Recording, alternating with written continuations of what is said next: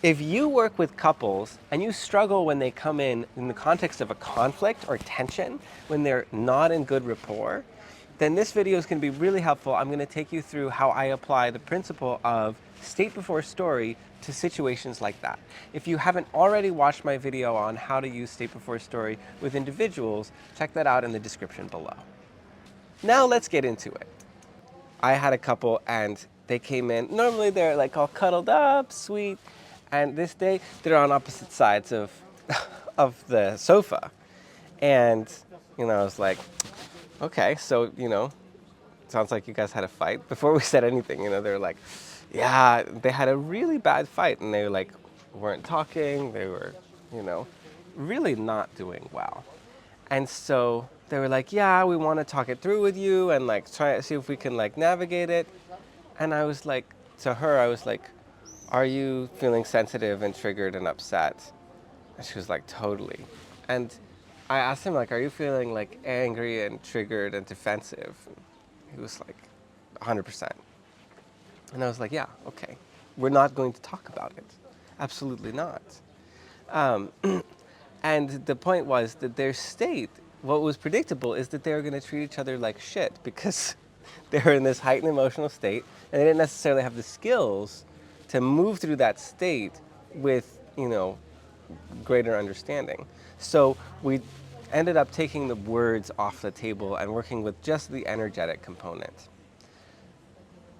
So that's state before story, is like really understanding that if you want to transform a client's thinking, help them gain clarity, build an action plan, work with any kind of problem solving, get in touch with their deeper truth, you're not going to do that without first addressing their state, their emotional state. So with the couple, I would love to say that I did something immediately brilliant and it was perfect. But that's not what happens. I do experiments as a coach, and I try different things and I learn in the moment. In the moment, I'm trying different things. So I had them try a bunch of different things that did not work. And I realized that they were like both needing attention and love and care and like attunement, but neither of them had enough space for the other person. And so I needed to get them somehow together. So I thought about what I could do, and essentially I thought that both of them were being, they were so attention was on themselves. And so I thought, why don't we go with that? And so and they also were like nice and passive aggressive energy. So I gave them very simple instruction. I said, okay, if you turn towards each other, you're gonna make eye contact. You are going to bring your genuine hurt and desire to be seen, and the more you don't feel seen by the other person, the louder and more upset you're supposed to get. And you're only allowed to say one word, and that word is me. But there's a catch. You have to look at the other person and you have to synchronize it so that you're both saying me at the same time. So they had to find some point of contact. And so what ended up happening is they did this for like about a minute and they got like more and more upset. And then but they're synchronized. So it became funny. And there was a break in the tension. And so, they were like, oh, I'm triggered, but not that much. Like now I have a little bit of humor. I have a little bit more space for my partner.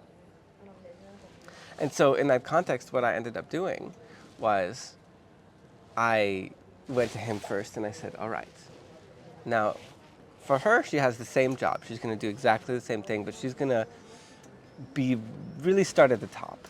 For you, you have a different job. Your job is to put your attention out on her and to match her intensity, but be in the energy of caring, right? If you have access to that. And you're only allowed to say one word, but this time your word is you. And they did this for about 75 seconds. And very quickly she was weeping and softened. And then I had them switch. And in about 90 seconds, he was weeping and just feeling so met and validated and contacted. Notice there's no words, right? It's just the state. We're just working with the body, right? And we're working with sounds. And so from there, they're in tears, they're soft, they're vulnerable. And now I said, now you can talk about it. And they talked it through in like 5 minutes. I didn't say a word, totally resolved, never came up again. So, that's the power of State Before Story. If you like this video, please like and subscribe. And don't forget that in the description below, you can watch my intro video to State Before Story and how to use it with individuals.